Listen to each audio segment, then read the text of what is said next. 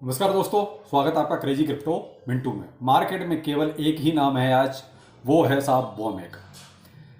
तबाही मचा रखी है यही कह सकते हैं, क्योंकि यहाँ सबसे जो बड़ी बात हो गई है वो हो गई है बाइनेंस को लेके कि बाइनेंस ने इतनी जल्दी क्यों की, ये समझ नहीं आ रहा कि भाई बोमेक को इतनी जल्दी आपने फ्यूचर पे भी लिस्ट कर दिया, स्पॉट में भी लिस्ट कर दिया, ऐसा क्या था?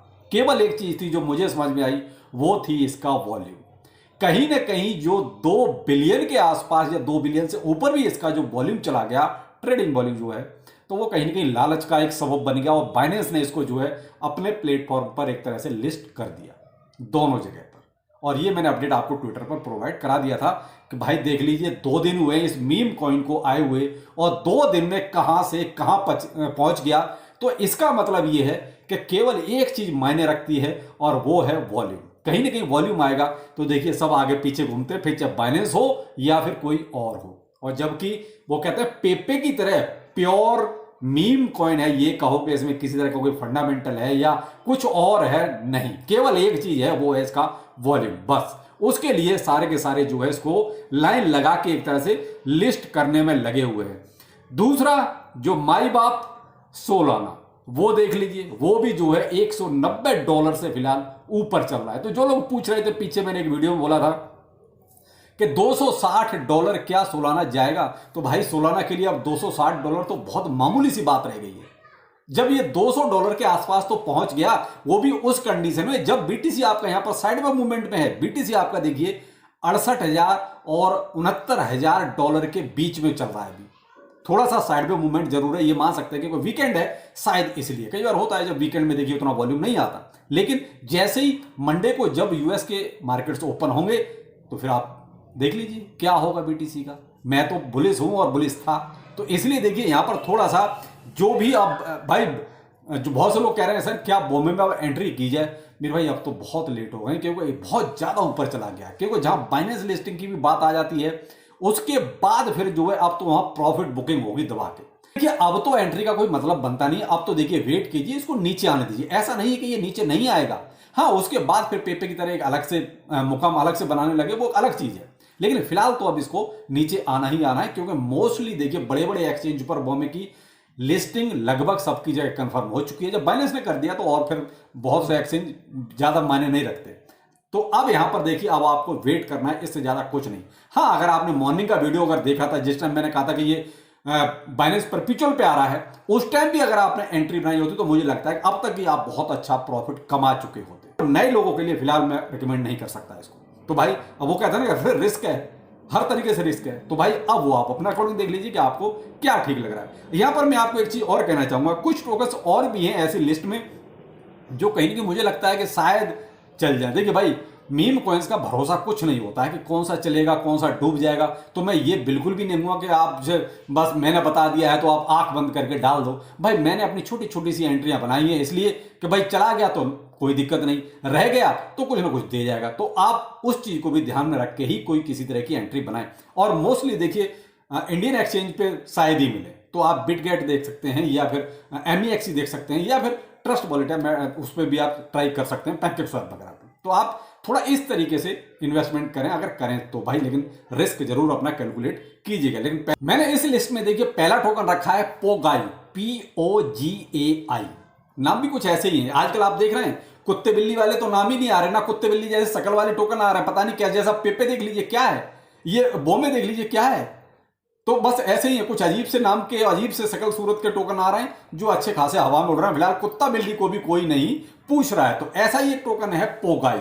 अब पोगाई में फिलहाल देखिए अगर मैं एक हफ्ते का रिकॉर्ड आपको बताता हूं तो एक हफ्ते में ये लगभग जो है केवल 25-26% ही ऊपर गया है, ज्यादा गया नहीं है। लेकिन एक मूवमेंट इसमें जरूर ऐसा बना है जो कहीं मुझे लगता है कि थोड़ा बहुत और ये स्पाइक कर सकता है अगर अच्छा पीछे से कहीं सपोर्ट मिल जाए तो। फिलहाल इसकी देखिए सप्लाई की बात करते हैं तो ये 100 बिलियन की इसकी सप्लाई है। और मजे की बात तो ये है कि पूरी की पूरी सर्कुलेशन में आ चुकी है, यानी पीछे से और आनी बाकी नहीं है, जितनी भी है सर्कुलेशन में है।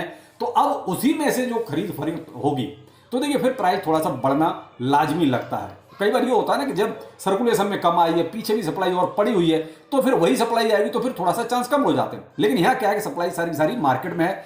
फिलहाल जिसका मार्केट कैप भी देखिए कम है, लगभग जो है 13 मिलियन का ही है। देखिए जिसका मार्केट कैप ऑलरेडी बिलियंस में पहुंच जाए तो फिर उसके लिए थोड़ी उसका डबल होना मुश्किल हो जाती है। तो यहां थोड़ा सा देखिए आप सोच सकते हैं इसके बारे में।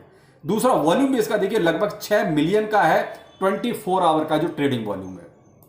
ये आपको मिलेगा कहां से? get.io, Bitget, L bank, MEXC और आपका पोलोनिक्स, ये इन एक्सचेंजों पर आपका मिलेगा। इंडियन एक्सचेंज का मुझे नहीं पता, आप एक बार सर्च कर लीजिए, अगर कहीं है तो आप इसके बारे में सोच सकते हैं। पहला टोकन है हमारा देखिए सामो, ये आपका एक हफ्ते में लगभग 25% के आसपास ही ऊपर गया है और इसका वॉल्यूम देखिए 24 आवर का है, लगभग जो है 15 मिलियन के आसपास। तो ये भी ठीक है 24 आवर का, और मार्केट कैप आपका 79 मिलियन के आसपास है। तो देखिए मार्केट कैप भी अभी है इस लायक कि ये यहां से डबल टिबल कर सकता है इजीली, अगर थोड़ा सा वही कहा ना कि सपोर्ट मिल जाए तो।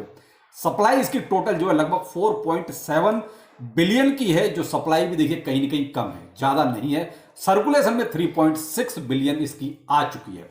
तो ये टोकन भी देखिए कहीं ना कहीं निगाह में आप रख सकते हैं। अगला टोकन है इसमें GEC यानी कि गीको इनू। सप्लाई ज्यादा है नो डाउट, लेकिन एक हफ्ते से ये कंटिन्यू इंक्रीज कर रहा है। मेरी नजर इस पे एक हफ्ते से है, लेकिन मैं ये देख रहा था कि शायद कहीं इसमें थोड़ा सा ठहराव आए, लेकिन ठहराव नहीं आ रहा है। मैंने इसमें करीब 5 दिन पहले एंट्री बनाई थी, लेकिन मैं आपको सजेस्ट इसलिए नहीं कर रहा था क्योंकि देखिए इन टोकन्स का कोई भरोसा नहीं है। मैं ये देख रहा था कि ये थोड़ा सा नीचे आए तब आपके सामने इसको लेके आऊं, लेकिन कंटिन्यू एक हफ्ते से इसने वो कहते हैं लोअर लो नहीं बनाया है, लोअर हाई ही बनाता जा रहा है। तो मुझे लगता है कि इसमें कहीं ना कहीं पीछे से शायद कुछ चल रही है, कुछ कहानी तो चल रही है। आप इसका चार्ट उठा के देखेंगे तो एक हफ्ते कंटिन्यू हो गया इसको बढ़ते हुए। टोटल सप्लाई इसकी 69 ट्रिलियन की है और सप्लाई सर्कुलेशन में भी 69 ट्रिलियन आ चुकी है। 24 मिलियन का इसका जो है मार्केट कैप है। ट्रेडिंग वॉल्यूम जरूर इसका कम है, लगभग 5 मिलियन के आसपास। तो शायद इसीलिए इसमें कुछ ऐसा है कि जो बढ़ता जा रहा है। एक हफ्ते में ये 200% बढ़ चुका है। अब 200% बढ़ गया, यही वजह थी कि मैंने आपको सजेस्ट नहीं किया। मैं ये सोच रहा था थोड़ा सा नीचे आएगा, करीब 50-60% के आसपास जब होगा तब आपको सजेस्ट करूंगा, तो एंट्री लेते हुए भी थोड़ा सा अच्छा लगेगा। लेकिन यहां थोड़ा सा भाई नजर रखिएगा, क्योंकि यहाँ थोड़ा सा रुक कर एंट्री ले तो ज्यादा अच्छा है। थोड़ा सा ये डाउन में आया हल्का सा तो, लेकिन कह नहीं सकते क्योंकि कुछ भरोसा नहीं होता। ये ऐसे टोकन्स हैं कि हवा लगते ही बस उड़ने लगते हैं। तो मेल ये भी देखिए इसकी सप्लाई बहुत कम है, केवल 200 मिलियन की सप्लाई है। मार्केट कैप इसका करीब 19 मिलियन का है। ट्रेडिंग वॉल्यूम 10 मिलियन का है। 10 मिलियन का ट्रेडिंग वॉल्यूम बहुत होता है क्यों, किसी भी ऐसे छोटे टोकन के लिए जिसकी वो कहते हैं ज्यादा हाइप भी ना हो।